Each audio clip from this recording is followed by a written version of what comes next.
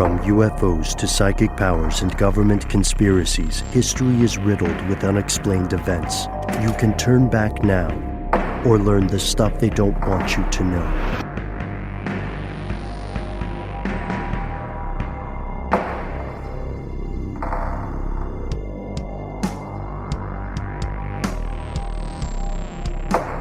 Hello, welcome back to the show. My name is Matt. Noel is off on an adventure that we can't disclose yet, but soon. They called me Ben. We are joined with our super producer, Paul Decant. Paul Wilson Decant, maybe? Is that appropriate for this episode, Matt? I like it. You're talking about the soccer ball? Yes. Okay. Most importantly, you are you and you are here, and that makes this stuff they don't want you to know. Today, we are diving into something that, Matt, you and I explored during our video series.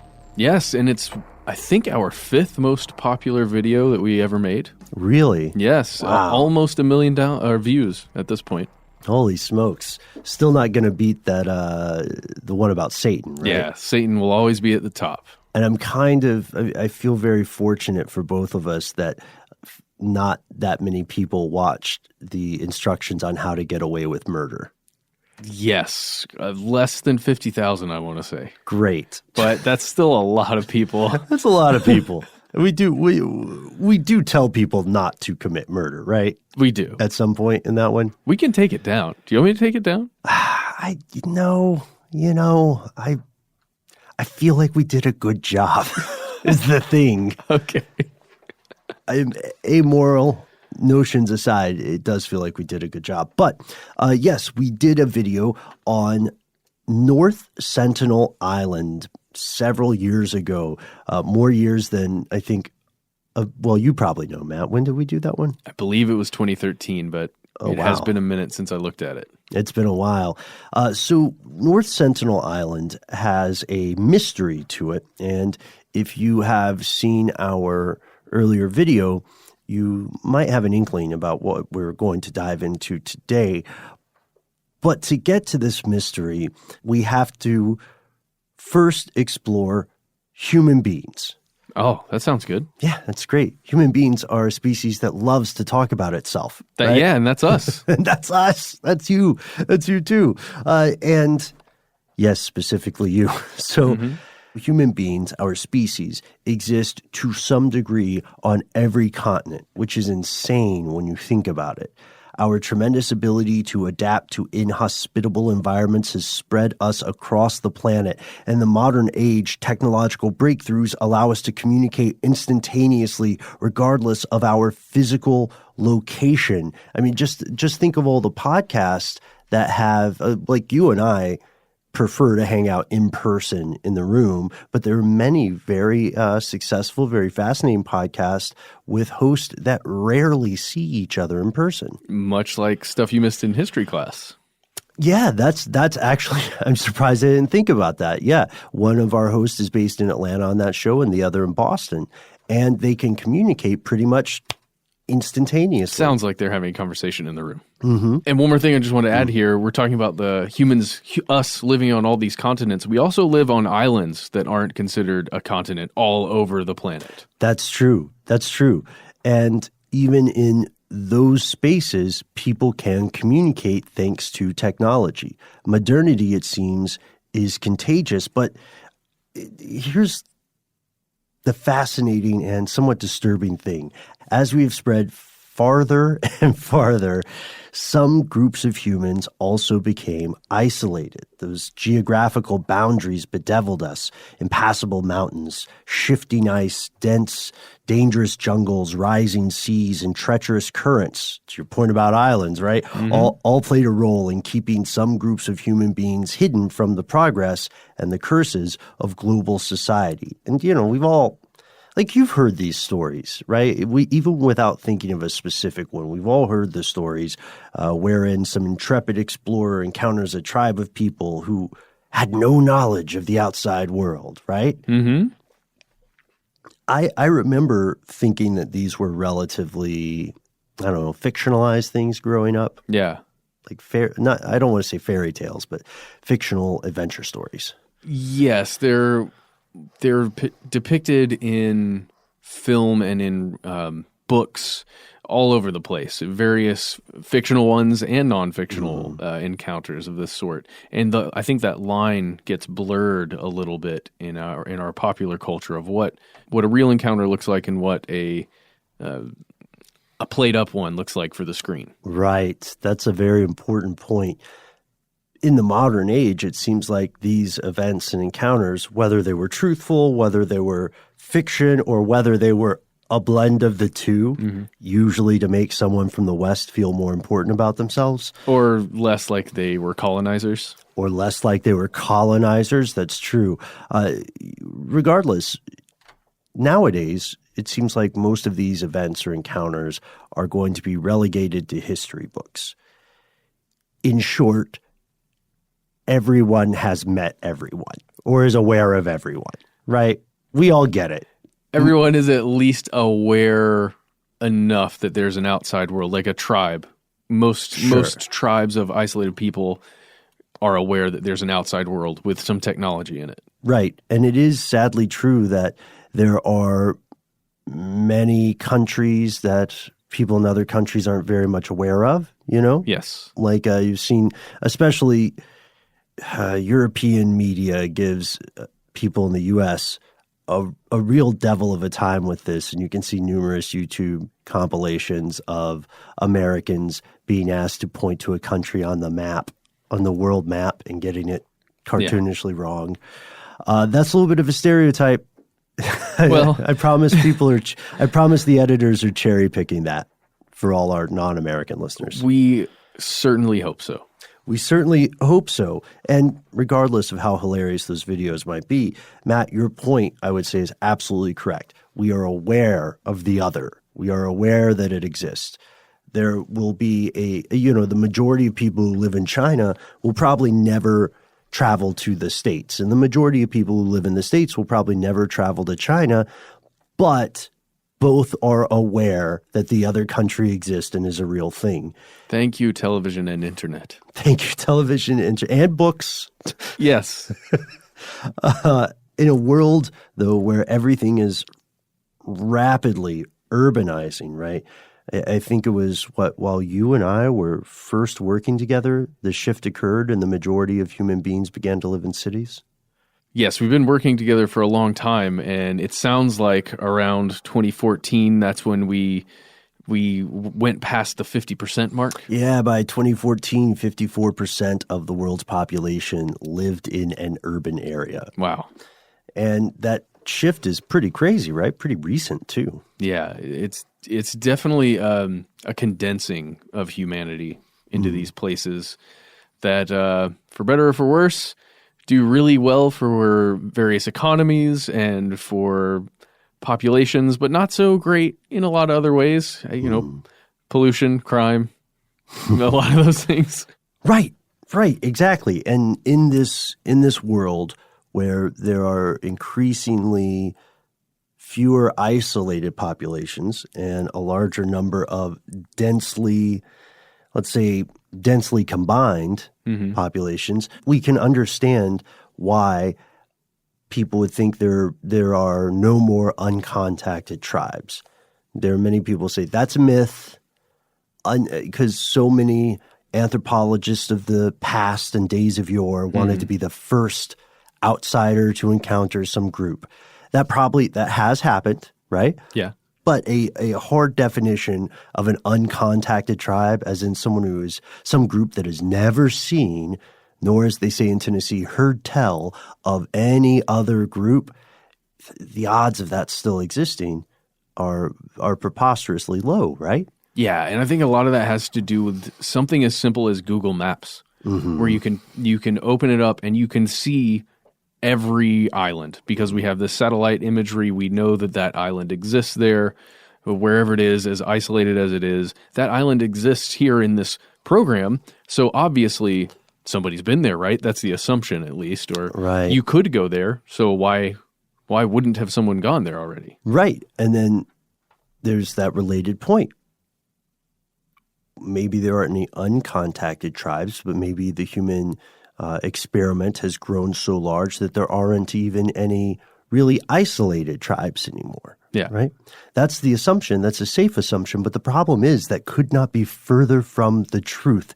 Today's episode concerns a particular community that you may not have heard of on a tiny island off the coast of India, one that is lost to time. Again, it's called North Sentinel Island. It's relatively tiny. It's just 72 square kilometers. That's 28 square miles. And it's, that's before the 2004 earthquake because the landmass changed slightly there. Mm-hmm. It expanded. Mm-hmm. And it's a part of the Andaman Archipelago. This is a grouping of the Andaman and Nicobar Islands. It's located at the crux of the Bay of Bengal and the Andaman Sea. Now, we're going to give you some degrees here so you can find it on your globe if you've got one handy. They're between 6 degrees and 14 degrees north latitude and 92 degrees and 94 degrees east longitude. Now, that's 1,400 kilometers from mainland India on one side. That's like 170 miles. Yeah, and then 1,000 kilometers from Thailand. And that is about 621 miles.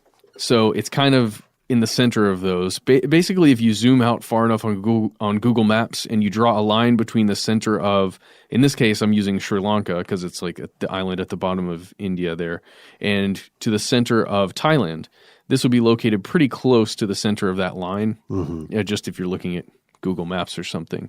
And it's these two sets of islands, the Andaman and the Nicobar Islands, it's some of the most remote spots on the entire planet. Yes. Some of the islands around this area are referred to in one of my absolute favorite books in the world, The Atlas of Remote Islands. I highly recommend you check it out if you are interested in exploration and remote locations. It's a great book, but enough about that book. Yeah. The islands, just on their own, there are, nearly 600 and only 9 are open to foreign tourists. Yeah. Very, very rural locations in addition to being very remote. But they are open to tourism, those 9. Those come into play in the rest of our story here. Yeah, they're very much open to tourism. Locals be damned, honestly. And you might say, well, who owns this, guys? I'm pretty good at pointing to countries on the map, and I've never heard of a country called the Andaman and Nicobar Islands. No worries. Trick question. There is no country. It is a territory of India, and it is controlled by India. It's, generally speaking, it's composed of these 2 islands. And think about it in terms of latitude. So any of the islands located north of 10 degrees latitude are known as Andaman Islands, while islands located south of that latitude are called Nicobar Islands. That's easy enough. That's pretty easy. Nominally, these territories and the island we're talking about today, North Sentinel Island, belong in the South Andaman Administrative District, which is again part of this Indian territory. The nearby South Sentinel Island is uninhabited. It occasionally receives visitors, mostly adventurous divers who are like, yeah, bro, let's go somewhere where no one has ever been. I'm sure they don't sound like that. And I'm sure they sound exactly like that. Well, people who want adventure. Yes. No one lives there. And here's the thing. Although the government of India legally possesses both North and South Sentinel Island, and again, all of the Andamans, all of the Nicobar Islands, they do not have any installations, no government, no scheduled route of transportation to visit the area. People can visit South Sentinel Island and often probably sneak there. Yeah. Just to dive for a day or something. Like going without a lifeguard, basically. Right. But all the ships in the nearby area and all the planes are banned from approaching North Sentinel Island through the use of a 3-mile exclusion zone because, you see, unlike South Sentinel Island, North Sentinel Island is inhabited. But by who, you might ask? Well, we'll tell you right after a quick word from our sponsor.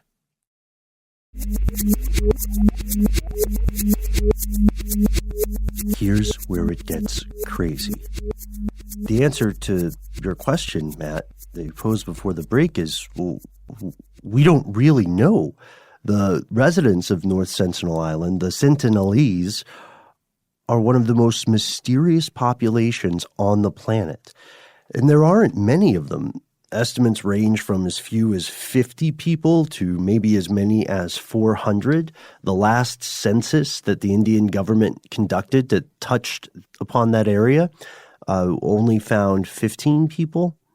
I think 3 women and 12 men. But yeah, that's something we're going to see here as we get into the story. The people that you find when you're searching for people on North Sentinel Island generally aren't all of the people that are on the island. Right. Because, you see, when they conducted that most recent census, the way they conducted it was by taking a boat by, getting special permission to go inside the exclusion zone, and then trying to get close enough to see if there was anyone on the shore, and then immediately hightailing it out post-haste. And there's a reason for that. They are violently opposed to outside contact of any kind. This behavior has been universally consistent for thousands of years. They've resided on this island, this population, living in much the same manner as their ancestors for millennia. And from what we can guess, the Sentinelese people practice traditional hunting and gathering with I think it's a leap to say no knowledge of agriculture, but no practice of it. Yeah, there's no evidence of agriculture that's been seen in the few times that people have actually gotten close enough to check it out. Their diet consists of mostly fruits, plants, stuff that's found on the island, coconuts, forest plants. Sometimes they've been known to eat sea turtles, fish, some small birds, and wild honey. And some researchers compare the Sentinelese to the Onge tribe, which is another tribe that's on the Andamanese Islands. They're indigenous peoples to one of the other islands. And we should just say here that the Sentinelese, that name is a name given to them. If you were ever to speak with one and could speak with someone of, the North Sentinel Island, they would not call themselves that. Right, exactly. This culture has several barriers to communication. Yes. And we'll get to these, but the Onge are an excellent example of one of the closest analogs that we have to this population, at least we being the part of the species that doesn't live on this island. Yes. We who are forced to guess. So like the Sentinelese, the Onge were hunter-gatherers, living out an ancient tradition, an ancient set of subsistence practices, right, that date back, by the way, to some of the earliest human civilization practices that we know of today. So these people are doing some of the first things that people did. Still. The Sentinelese, we suspect. Yes, not the Onge. Yes, because unlike the Sentinelese, the Onge were somewhat assimilated to their detriment. In 1901, the population was registered at 672.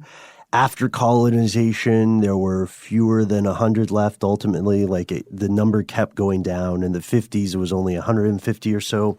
And this was due to the brutal acts of the colonizers, also unanticipated factors like exposure to non-native diseases. Which is one of the biggest problems when making contact. Right. It's one of the problems with when Europeans came to the North and South American continents, same things occurred. For them, it wasn't a problem. It was a... Right. Yeah. Well, I'm saying for the native populations of the time, it was a horrific thing. Yes. And there's something else here that on a personal level mystifies and disturbs me. And it disturbs me because I can't explain why it's happening, and I don't understand. And I don't think that there's any technology that people would have had to do this on purpose. There's something deeper at play. Well, anyway, too much preface. Here's what's happening. Today, the Onge are still around, but a major cause of the decline in the population is both the changes in food habits brought about by contact with the outside world. But here's the scary thing. Nowadays, they're one of the least fertile and most sterile communities on the planet. About 40% of married couples are sterile. Onge women rarely become pregnant before the age of 28. Infant and child mortality is in the range of 40%. Now, we could explain infant and child mortality due to, quality of life, right? For the family, for the mother, for the kid, so on. But the idea that an entire population without, some clear environmental cause just starts to dwindle that way. Yeah, I don't like that at all. It's frightening. It's not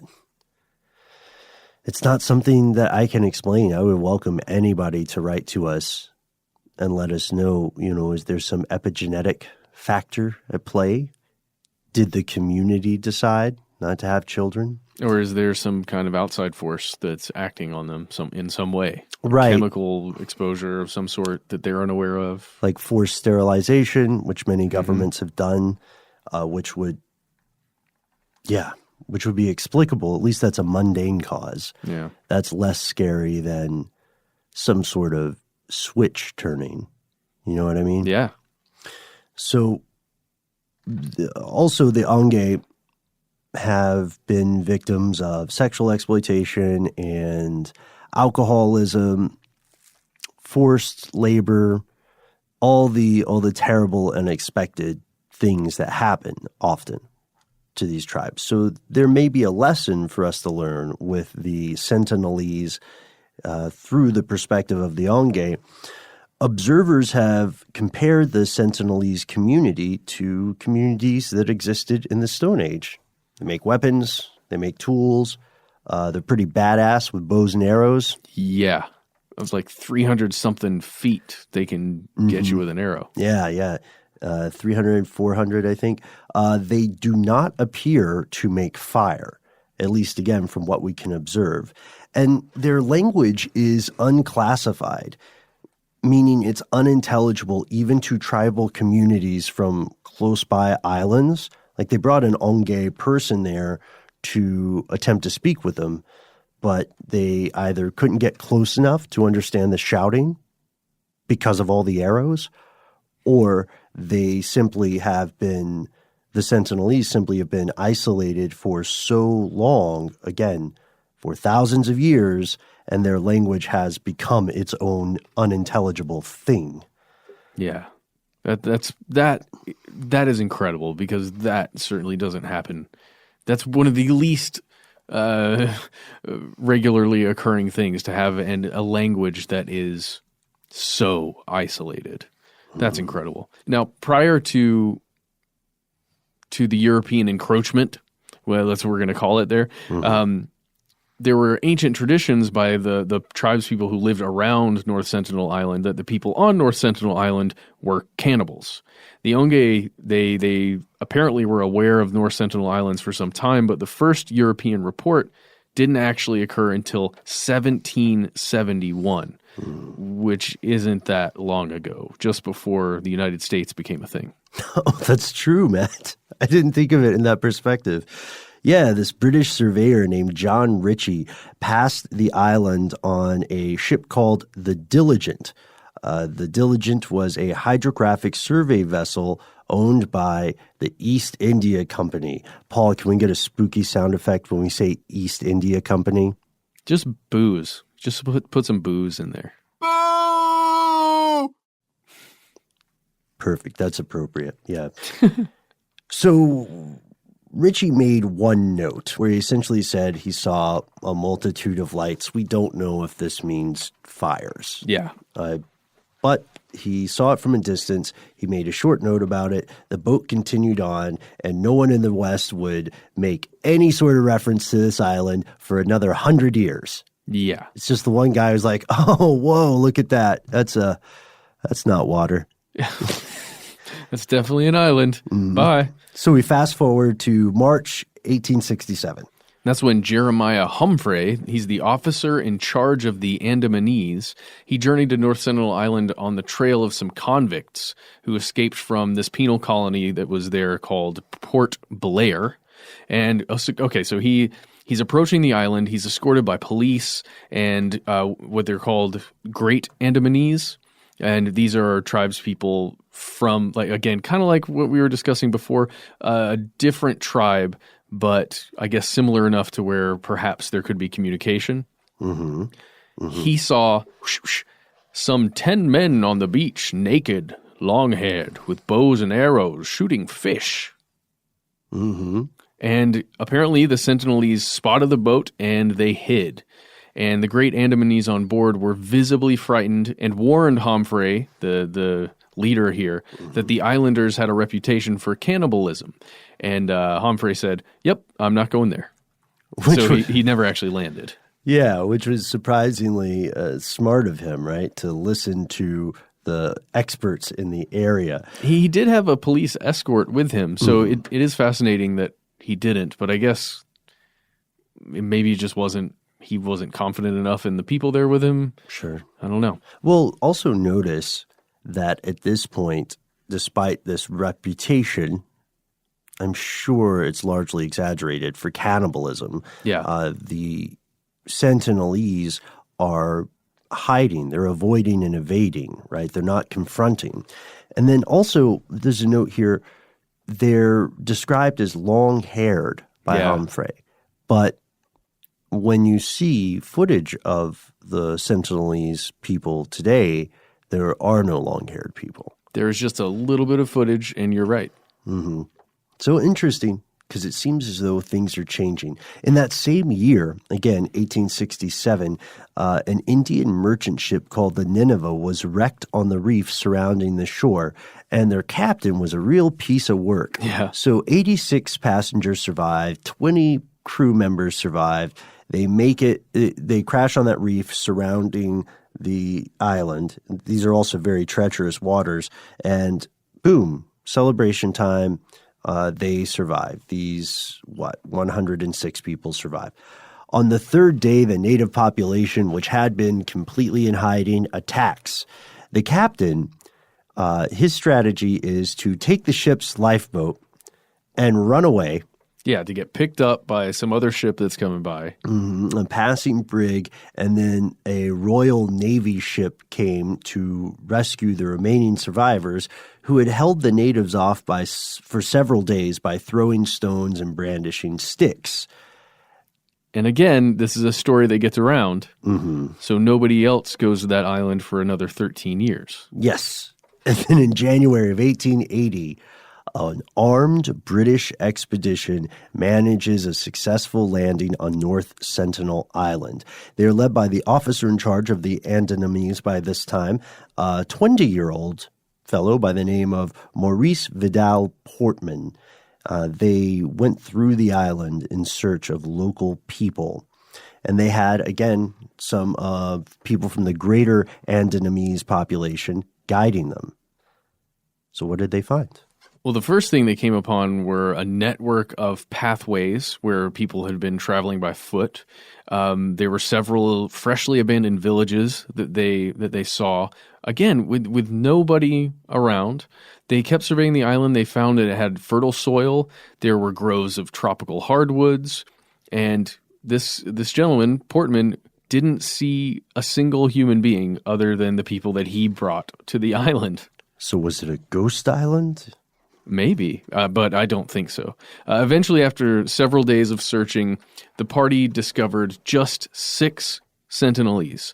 It was an elderly couple, and they had 4 children with them. And, you know, as they tended to do, I guess, in the colonial path, they abducted these 6 people, and they took them with them. Right. Yeah, they took them, the parents and the children. The father was by far the oldest of the 6, they took them back onto the vessel with them. But as soon as they were leaving the island, probably because they were exposed to new diseases, the family fell ill, rapidly ill. The parents died. And so In a strange move, Portman and co. sent the 4 surviving children back home with presents, the likes of which the Sentinelese community had probably never seen before. And he talked about them in a really smug, condescending way. He said, he didn't feel particularly bad about it. He was annoyed by what he considered to be their mannerisms and idiotic expressions. That's his choice of wording there. And they did send 4 unaccompanied children back to an island that, to their observation, was uninhabited. Oh, yeah. I didn't even think about that part. Just go Lord of the Flies, kids. We'll see you later. Wow. Here's a doll. Yeah, with your presents. And Portman did go on to visit the island several more times. In August of 1883, a volcanic explosion was mistaken for the sounds of gunshots and possibly a distress signal. So several search parties go out. Portman's search vessel lands on North Sentinel Island. The native people hide. He doesn't see anyone. Most importantly, he doesn't see a ship in distress. So they just leave more gifts on the shore and they depart. And then over the span of 85 through 1887, he visits a few more times, and in his way, again, a very smug, condescending way, Matt, he grows fond of the natives. And we have a quote when he was explaining how his chilly heart had warmed to them. In many ways, they closely resemble the average lower-class English country schoolboy. As you see, I've only ever seen them running away, except for those 4 children and the 2 parents that I killed with my diseases. So the beginning of that quote is absolutely true. Yes. But I think the whole thing really captures the spirit of where he was coming from, right? Maybe a little more self-aware than he was at the time. But then, there's a relative period of calm, because why would you go so far out of your way to visit this place? Yeah. There doesn't seem to be any interaction that happens, at least if you've read the stories or reports of the previous interactions, or lack of. Mm-hmm. So yeah, no reason. However, in 1896, 3 escaped Indian convicts fled that Port Blair that we mentioned before. They got on a makeshift raft and they drifted about 30 miles to North Sentinel Island. Here's the deal. 2 of the fugitives drowned in the reefs that are surrounding the island, again, that we've mentioned before. Mm-hmm. The one survivor, made it to the beach only to be killed. By the natives. By the natives, ostensibly. Nobody probably saw this, I'm assuming, but that's what appeared to have happened.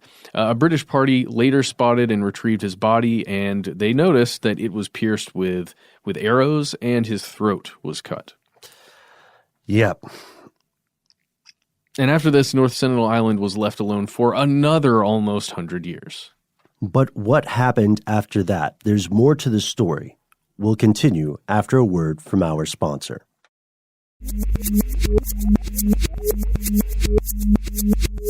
So meanwhile, for the rest of civilization that was not part of the community on North Sentinel Island, a bunch of stuff was happening. You know what I mean? Amazing inventions, new depths of human depravity, wars, peace, beautiful moments. Some of the most amazing people in history are born and forgotten, and the people on this island have not only no real idea about it, but they just don't want to be forced to participate in this whole human experiment. In nearby India, in 1947, the country finally gains independence from British rule, and with this, it gains control of the Andamans and the Nicobar Islands, including North Sentinel Island. So things are pretty hectic when you become a newly independent country. Sure. And they didn't really get to the concept of North Sentinel Island or the mysterious people living on it for about 20 years.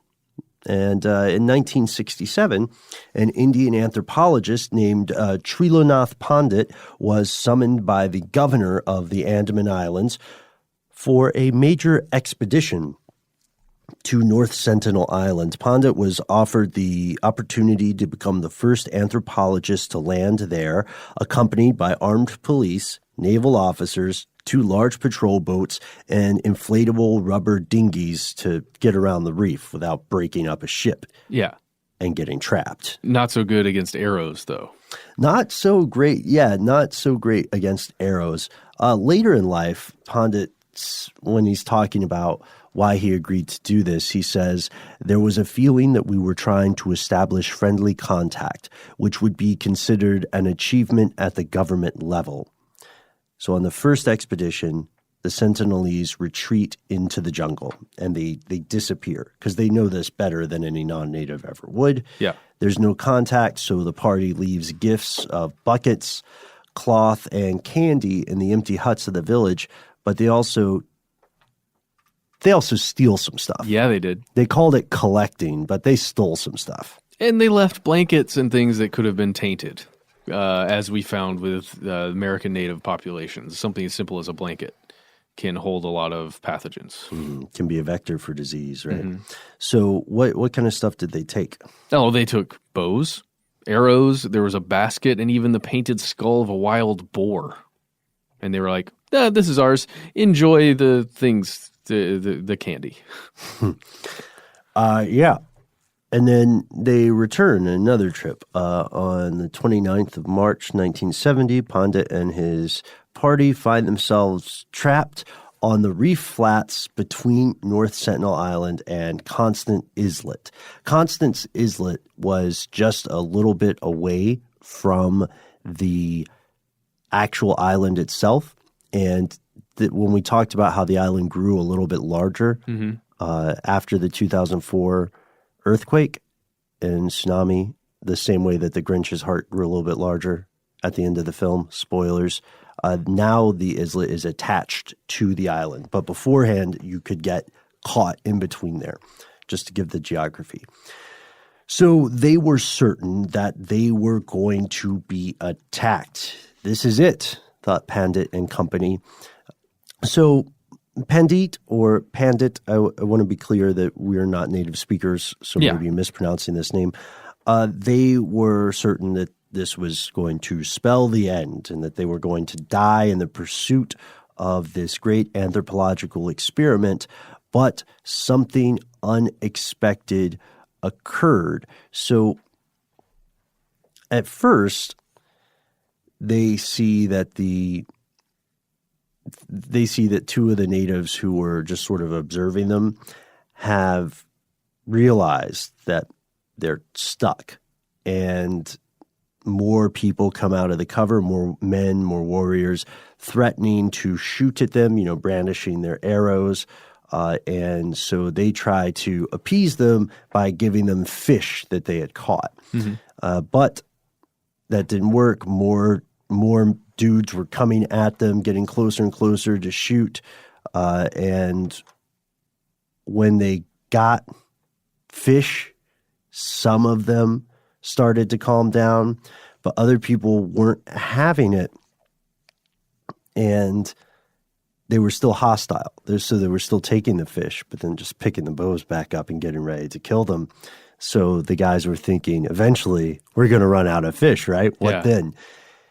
At this moment, and this is a quote from an eyewitness account in the 70s, at this moment, a strange thing happened. A woman paired off with a warrior and sat on the sand in a passionate embrace.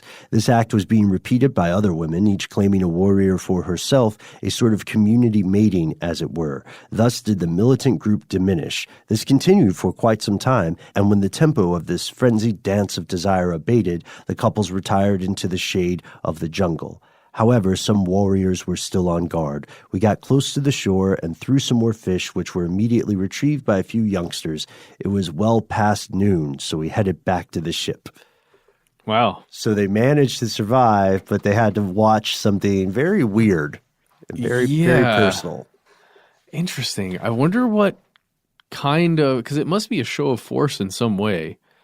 I don't know. I don't know. I mean, we're not anthropologists, man. Yeah, maybe it was just the time of day. That was the thing that happened at that time. We could just think about it all day long.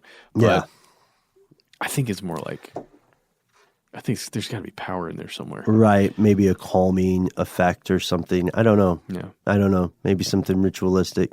Who knows? Who knows? We would like to hear your theories as well. Write to us, conspiracy@howstuffworks.com. There are also unproven murders, or at least missing person cases associated with the island. Oh, yeah. In that same year of 1970, there was a wreck that was spotted on a coral reef right on the southeast coast of the island.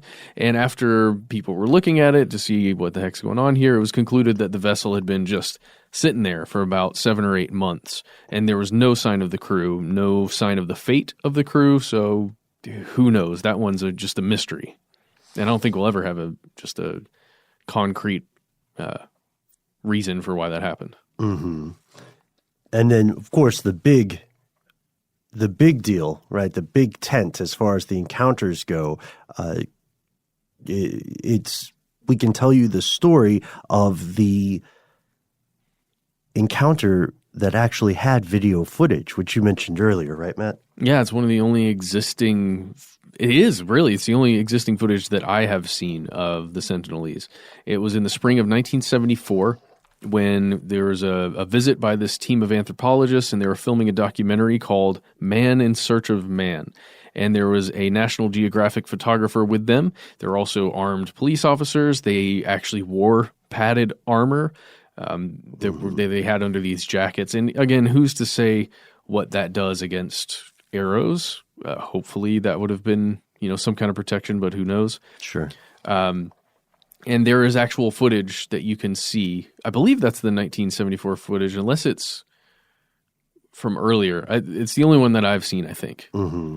Then in September 1991, after both confirmed and suspected deaths at the hands of the Sentinelese, the Indian government added this zone. It's a 5-kilometer, 3-mile exclusion zone around the island, and it's under the provisions of the Andaman and Nicobar Protection of Aboriginal Tribes Regulation. It's called ANPATR. Yes. Love a good acronym, right? We should also add, nobody died in the 1974 incident, but one guy got shot through the thigh, I think. That was their reaction to giving the gifts. Yeah. So it's interesting because before this exclusion zone exists and before it gets extended even, we see this history of people trying to peacefully hide, stay away from us outsiders, and then at some point in this occasional, every few decades, every century or so, in this occasional badgering from the outside world, the Sentinelese stop putting up with this. Well, yeah, who knows what internal folklore they have now for the people that come and visit them every few decades. Yeah, there are a couple of indications that they might have some ancient myths similar to those of the Onge. Mm-hmm. But it's just in the only way we know is that when that 2004 disaster occurred, they got to high ground. So they knew that some sort of natural disturbance was coming, and that may be based on an oral history about similar events in the distant past shared with the people who would later become known as the Onge. So that's possible. Mm-hmm. But can you imagine, and we're entirely speculating here, Matt, can you imagine what oral histories may exist now based on those 4 kids who returned? Yeah. Right? I mean, that sounds insane,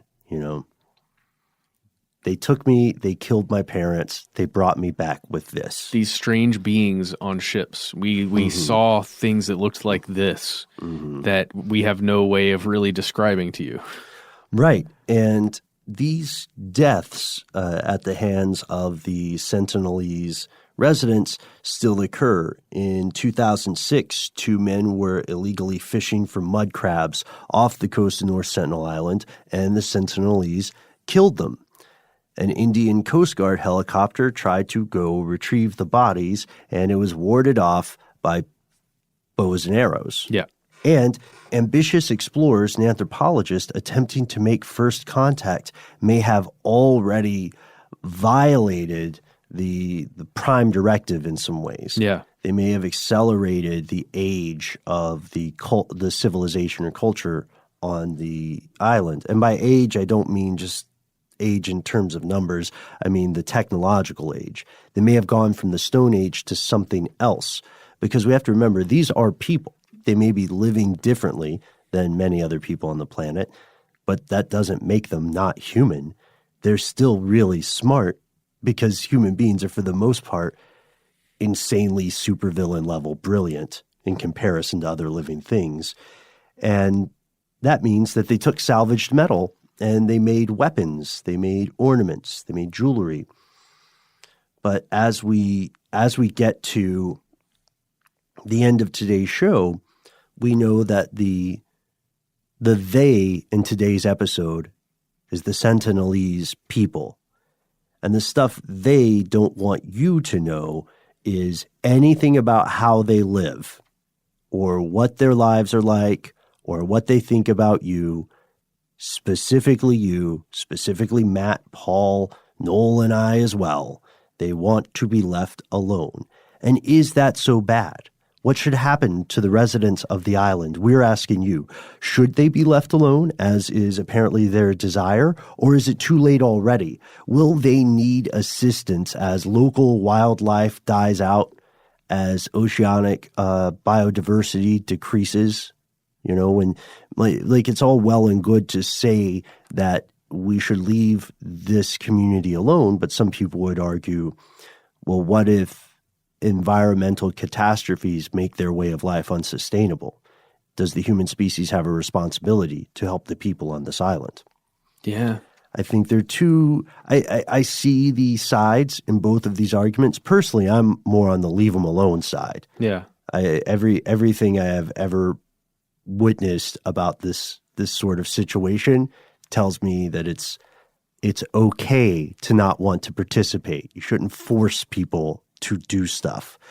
I think you're right there. There is a point to be made about perhaps they are just protecting their own and their territory rather than really not wanting to be contacted, you know? Yeah, the Indian government has never prosecuted them for any of these murders, by the way, and they are murders, or you could call them cultural self-defense. But when we ask this question, we also have to ask, I don't want to tilt the scales too much, but we also have to ask ourselves what happened to the other indigenous peoples of these island groups when outsiders contacted them. Well, we have one example that's not the same in really many respects, but we can see the effects that civilization has had on them. They're called the Jarwa. They were a native tribe, a native Andaman tribe. And they live on one island where there is a road that goes through their reservation, essentially, on this island. They're kind of in the center of the island, and then there are like some tourist areas and other Indian locals who live on the outer side, the outer rim of the island, and there's some civilization out there. And this road that goes right through their reservation was in use for a while, but then it was decided by the Indian government that, hey, we should not use this road anymore. We're interrupting the life of this tribe, this relatively uncontacted tribe, because I think 1998 was the first time that they were officially contacted. But then tourism kind of became the thing, where this road began. These companies started taking human safaris down this road, where they would get in vans, large jeeps, and pay people money to take these trips to perhaps get a chance look at some of these tribes people just living their lives and looking at them as though they're in a zoo or something. It's a pretty horrifying thought, especially it feels very icky, first of all. But then the second thing is that you are disturbing these people in their way of life every time a single vehicle goes by on this road that they make an encounter. It's pretty crazy. You can also just grab a taxi, by the way, and go through there. You do have to get through a military checkpoint, and you are not allowed, at least according to the authorities there and all the signs they put up, you're not allowed to take any pictures, photography, or video of the Jarwa tribe, which is, I guess, a good thing. But how do you police, that many people and that many vehicles going through at the time? It's just not great. And the other thing are destination resorts, which are all around these islands, specifically those 9 islands that are inhabited, or I guess 8. But there are resorts, and there's a tradition for local peoples who live on these islands, peoples of, I guess, Western civilization, who burn their refuse. That's what they do. They've got, their small residences and they burn their trash. These larger resorts, though, make so much trash that there's no way to really burn it without creating massive issues. So then it becomes a different massive issue where it's just a giant pile of trash, and there are multiple resorts around these islands. So anyway, that's just one thing to think about. If North Sentinel Island ever becomes contacted to the point where there are buildings and businesses being put up on the island, we can kind of see what might happen to the tribe. Right. Yeah. You can also, in addition to the points you've made, Matt, you can also check out videos of some of these native people being taunted to dance for food and similar things like that. So the question is, now that we know the stuff they don't want you to know on the Sentinelese side, what is humanity to do? Is the government of India correct to create this exclusion zone and to force all traffic to keep this island essentially lost in time? Or should something else be done? If so, what? And if so, how? We don't have the answers. I mean, clearly, Matt, I'm going to go out on a limb and say you're also on the side of leave them alone. Yes, but I'm aware of the inevitability that they will be engulfed by civilization at some point. Time is very long, and humanity expands ever so. Well, let me ask you this. What if someone in the population decides to build several boats? And what if they, under their own power, go into the outside world? What then? You know what I mean? Yeah. It's different because that goes both ways, this human need for expansion. So at this point, we don't know the answers. No one does.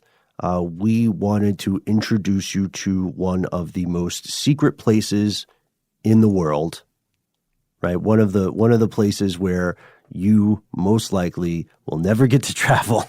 And don't. If you do get a chance, just don't. And probably you shouldn't, right? Yeah. I'm having a tough time saying that. I know it's the right thing to do, Matt. I know you're right.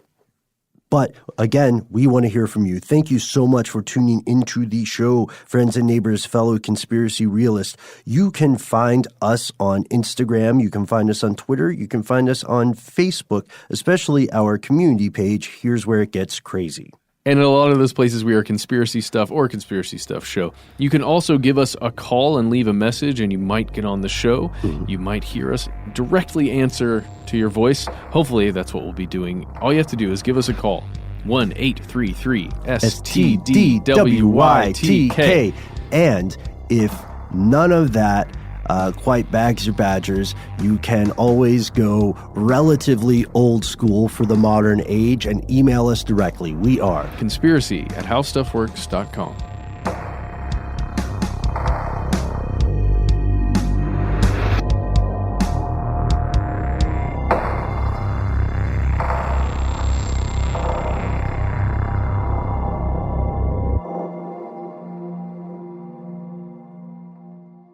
Stuff They Don't Want You to Know is a production of iHeartRadio. For more podcasts from iHeartRadio, visit the iHeartRadio app, Apple Podcasts, or wherever you listen to your favorite shows.